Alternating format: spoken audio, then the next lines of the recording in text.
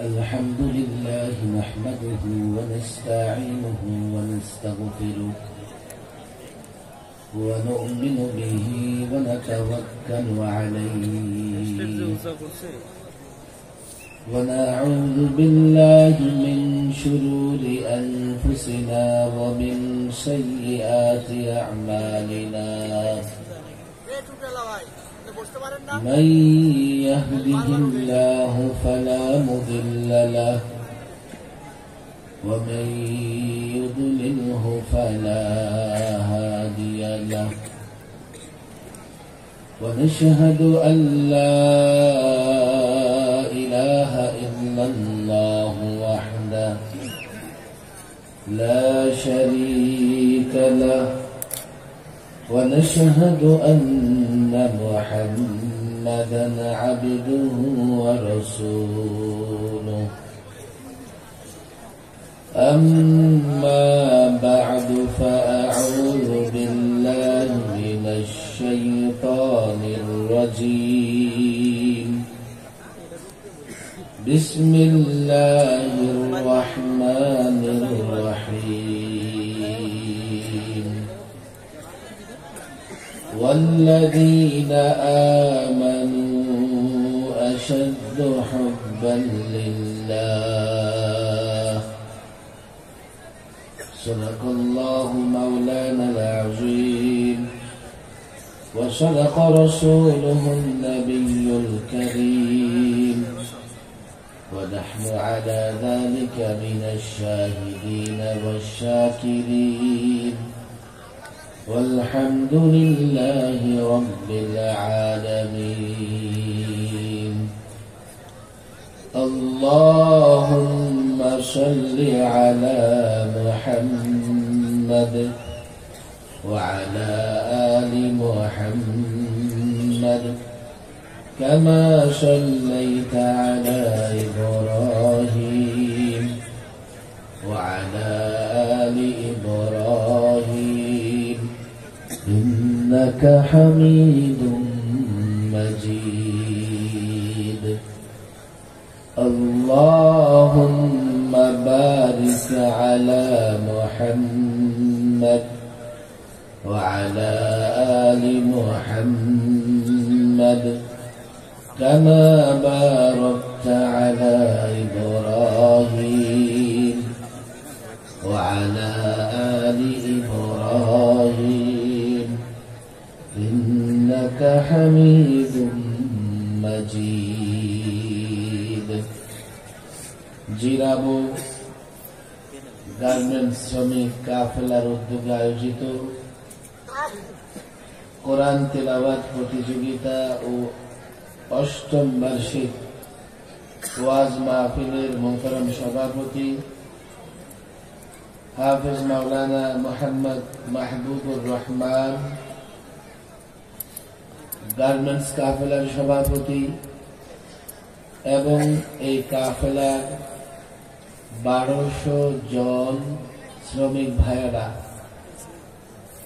মাহফিলের প্রধান অতিথি, বিশেষ অতিথি, আমন্ত্রিত উলামায়ে কেরাম এবং আমার শ্রমিক ভাইয়েরা, ছাত্র ভাইয়েরা, যুবক ভাইয়েরা এবং দিন প্রিয়, ইসলাম প্রিয় তাওহীদি জনতা, বড় চমৎকার একটি পরিবেশ, চমৎকার একটি আয়োজন, বড় সুন্দর একটি সংগঠন, নামটাও বড় সুন্দর, গার্মেন্টস শ্রমিক কাফেলা। ঠিক এখানে উপস্থিত হবার আগে এত সুন্দর একটা প্রোগ্রাম হবে এবং প্যান্ডেলটাও এত সুন্দর করে করা হবে। আমার ঠিক ডান দিকে ছাত্র ভাইরা আছে, সম্ভবত তারা তেলাওয়াত প্রতিযোগিতায় অংশগ্রহণ করেছেন, তাই না? মাশাআল্লাহ। বাদিকেও ছাত্ররা আছেন, সম্ভবত তাদের মধ্য থেকেও কেউ কেউ কোরআনুল কারীম তেলাওয়াত প্রতিযোগিতায় অংশগ্রহণ করেছেন। মঞ্চে উলামায়ে কেরাম আছেন, মঞ্চের বাহিরে উলামায়ে কেরাম আছেন। বড় সুন্দর প্যান্ডেল, মঞ্চটাও বড় সুন্দর এবং আমাদের উপস্থিতি বড়ই সুন্দর, ভরপুর একটা মজমা। আমার শ্রমিক ভাইরা চেষ্টা করছেন সকলকে বসিয়ে দিতে, আমি বলবো আর চেষ্টা করার দরকার নাই। যারা ইচ্ছে করে বসে গেছে, আর যারা দাঁড়িয়ে থেকে আলোচনা শুনবে তাদেরও দাঁড়িয়ে থেকে আলোচনা শোনার অধিকার আছে। তবে আমি অনুরোধ নয়, ছোট্ট একটা আবেদন, দাঁড়িয়ে থাকার চেয়ে বসে থেকে আলোচনা শোনা আরাম এবং উত্তম। এই জন্য আমি আবেদনটা রাখবো। আমি জানি যারা দাঁড়িয়ে আছেন তাদের পায়ে যথেষ্ট শক্তি আছে, সারা রাত দাঁড়িয়ে থাকতে পারবেন। আর পারবেন না কেন?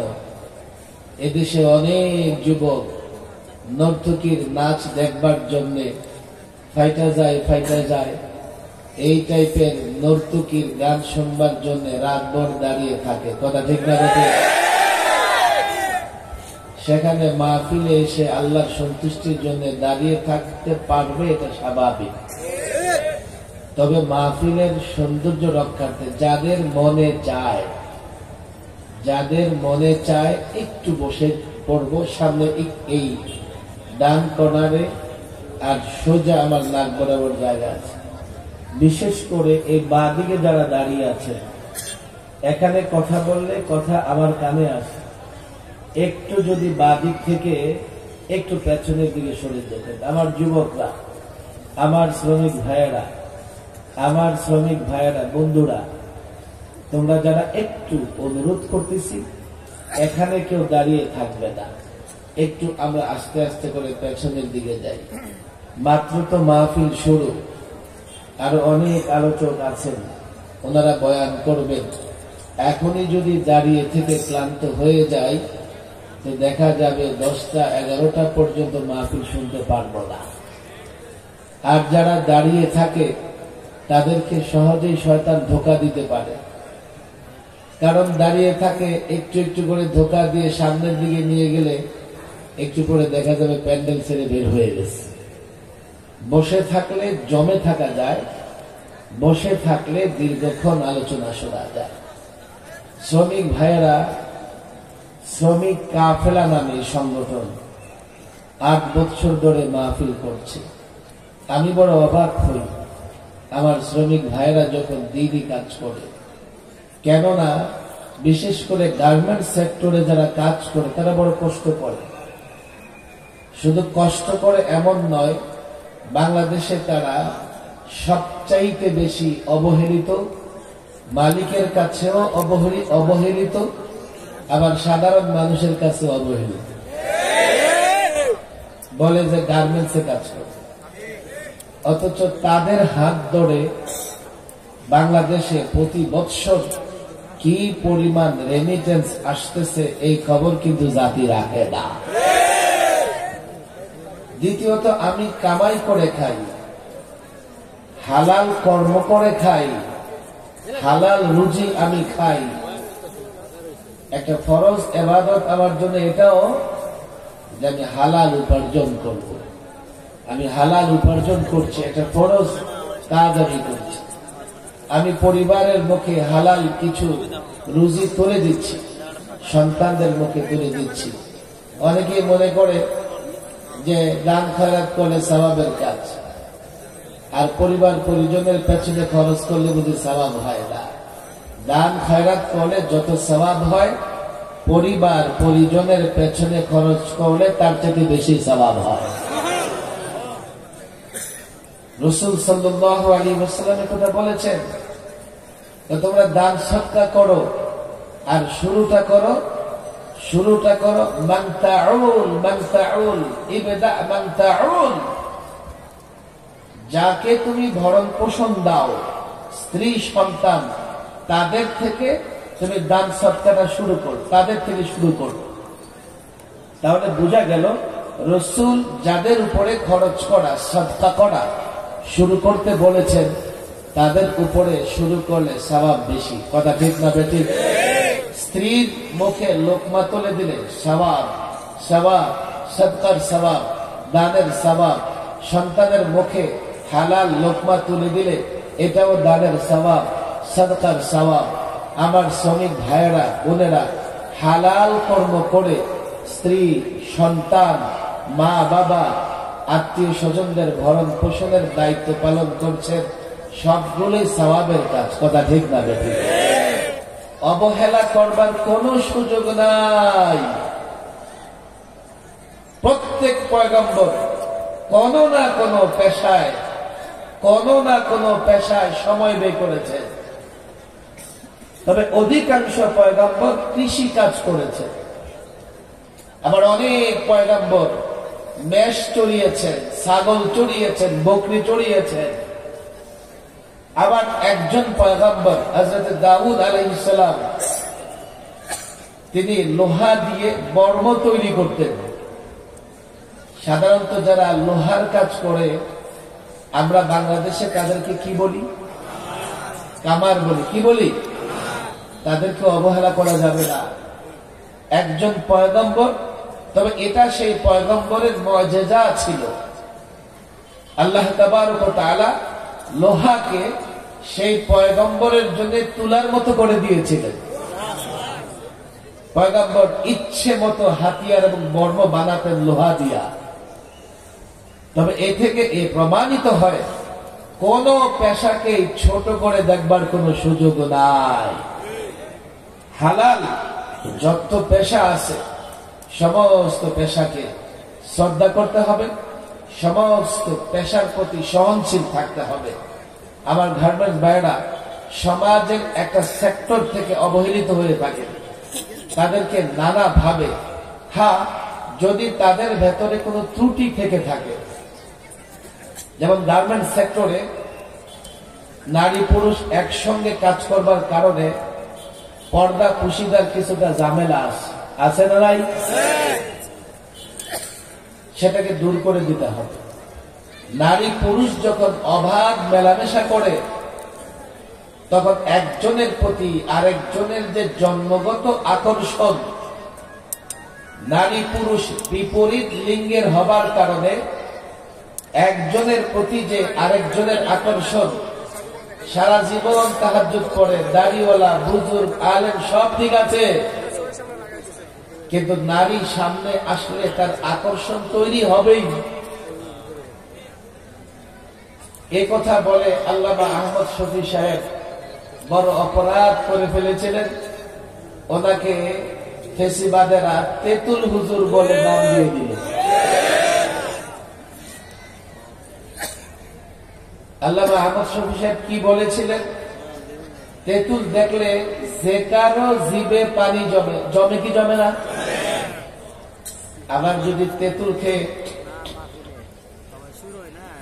এবং বাচ্চারা করে কি করে না, তাতে তো জিব্বায় দেখেন সবার জিব্বায় পানি এসে গেছে।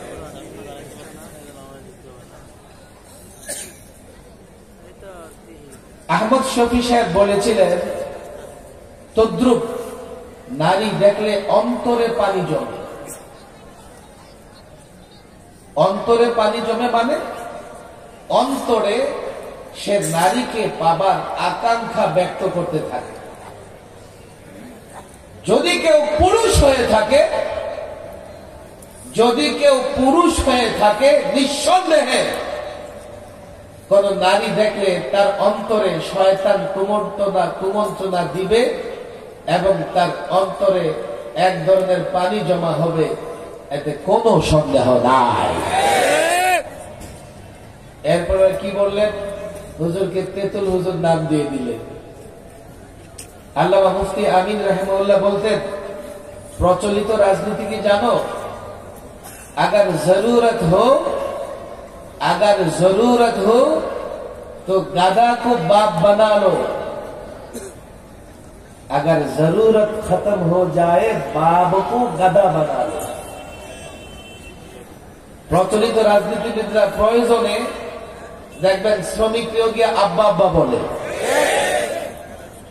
প্রয়োজন শেষ হয়ে গেলে তার গেটে কুত্তা লাগানো থাকে, এলাকার হাজী সাহেব তার গেট দিয়ে ঢুকতে পারে না। যে আহমদ শফী সাহেবকে তারা তেতুল হুজুর বলে গালি দিয়েছিলেন, পরে আবার জাতি দেখেছে মঞ্চে, স্টেজে সে আহমদ শফীর পা ছুঁয়ে সালাম করার চেষ্টা করেছে। গার্মেন্টস সেক্টরে, শুধু গার্মেন্টস সেক্টরে নয়, কলেজ, ইউনিভার্সিটি, মাদ্রাসা, মসজিদ, যেখানেই শরীয়ত বিরোধী কোনো কিছু হবে সেটা নিয়ে আলোচনা করা মানে এই নয় যে সেই সেক্টরের বিরোধিতা করা। আলোচনা করার উদ্দেশ্য হচ্ছে যাতে ত্রুটিগুলো সংশোধন হয়ে যায়। কথা ঠিক না বেটে? সেই থেকে আমাদেরকে, আলেম ওলামাদেরকে দাঁড় করিয়ে দিল। ওরা নারীর অধিকার চায় না, ওরা গার্মেন্টস শ্রমিকদের পছন্দ করে না, ওরা গার্মেন্টস শ্রমিকদের মানুষই মনে করে না। ফেসিবাদের দোসরেরা গোটা বাংলাদেশে আমাদের বিরুদ্ধে প্রচার প্রপাগান্ডা চালিয়ে আমাদের আর শ্রমিকদের মুখোমুখি দাঁড় করানোর চেষ্টা করেছে। আজকের এই হাজারো জনতার সামনে আমরা বলি, গার্মেন্টস শ্রমিক আমাদের ভাই, তারা আমাদের বন্ধু, তারা আমাদের আপনজন, তারা আমাদের কাছ থেকে বিচ্ছিন্ন কেউ নয়। আমার সন্তান অপরাধ করে আমি তাকে শাসন করি, আমার বন্ধু অপরাধ করে আমি তাকে শাসন করি, আমার গার্মেন্টসের ভাইও যদি অপরাধ করে আমি শাসন করবার অধিকার রাখি বটে, কিন্তু তাকে আমার কাছ থেকে বিচ্ছিন্ন করে দেওয়ার অধিকার রাখি না। আপনি দেখেন 1200 গার্মেন্টস শ্রমিক একসঙ্গে এত বিশাল এক সুন্দর আয়োজন করছেন। এটা এই এলাকার, জিরাবো এলাকার আশুলিয়ার জন্য বড় রহমত। কথা ঠিক না বেঠে? এই শ্রমিক ভাইরা যদি চাইতেন, আজকে তো 16ই ডিসেম্বর, যে 16ই ডিসেম্বরে আমরা ব্যান্ড শোর আয়োজন করব, 1200 শ্রমিক মিলে যদি ব্যান্ড শোর আয়োজন করতো, এলাকায় কেউ ঠেকাইতে পারত না। শুধু তাই না, তখন তাদেরকে আরো বেশি উৎসাহ দেওয়া হতো, তাদেরকে আরো বেশি সম্বর্ধনা দেওয়া হতো, পয়সাও বেশি করে দেওয়া হতো। অথচ কাজটা না যায়। সেই জায়গায় আমার এই শ্রমিক ভাইয়েরা এত সুন্দর মাহফিল আয়োজন করেছেন, তাদের জন্য দোয়া করবো তো ইনশাআল্লাহ, দোয়া করবো তো ইনশাআল্লাহ। আমি শুনেছি ওলামা একরাম তাদেরকে সহযোগিতা করছেন। আমি এলাকার আলেমদের বলবো, একেবারে কোন ধরনের স্বার্থ ছাড়া, সুনাম সুখ্যাতি পদ পদবি ছাড়া আমার এই ভাইদের পেছনে আপনারা মেহনত করবেন। আমি ওপেন বলি, সব কথা ওপেন বলা যায় না, যেহেতু অনেক ওলামা একরাম এখানে আছেন,